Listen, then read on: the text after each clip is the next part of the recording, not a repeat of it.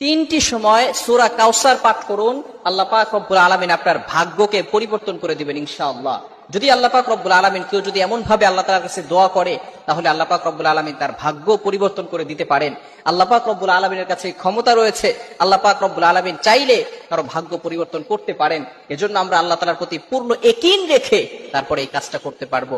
যদি আমরা এই আমলটা করতে পারি, তাহলে আমরা অনেক বিষয় আল্লাহ তাআলার কাছে দোয়া করি, কিন্তু দেখা যাচ্ছে সেই দোয়াগুলো কবুল হয় না। এই ক্ষেত্রে যদি আমরা এই আমলটা করেও দোয়া করতে পারি, তাহলে আল্লাহ পাক রব্বুল আলামিন সেগুলো অ্যাকসেপ্ট করবেন, কবুল করে নেবেন। চমৎকার একটি আমল, তিনটি সময়ে আপনি আমলটা করবেন। এটি হচ্ছে 3 দিন, অর্থাৎ বৃহস্পতিবার, শুক্রবার আর শনিবার, এই 3 দিন আমলটি করতে হবে, সূরা কাউসারের আমল। আমলটি কিভাবে করবেন?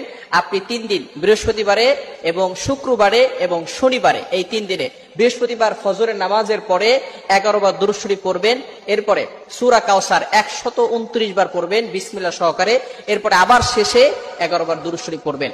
এটা ফজরের নামাজের পরে একবার আমল করবেন, এরপরে আসরের নামাজের পরে আবার এই আমলটা করবেন, অর্থাৎ 11 বার দুরূদ শরীফ পড়বেন, এরপরে আপনি 129 বার সূরা কাউসার পাঠ করবেন, এরপরে আপনি 11 বার দুরূদ শরীফ পড়বেন। আবারও ইশারের পরে আপনি 11 বার দুরূদ শরীফ পড়বেন, সূরা কাউসার 129 বার পড়ে এরপরে 11 বার দুরূদ শরীফ পড়বেন। তাহলে এরপরে যদি আপনি ইশারা নামাজের পরে দোয়া করেন, আল্লাহ পাক রব্বুল আলামিন ওই দোয়াটা কবুল করে নেবেন।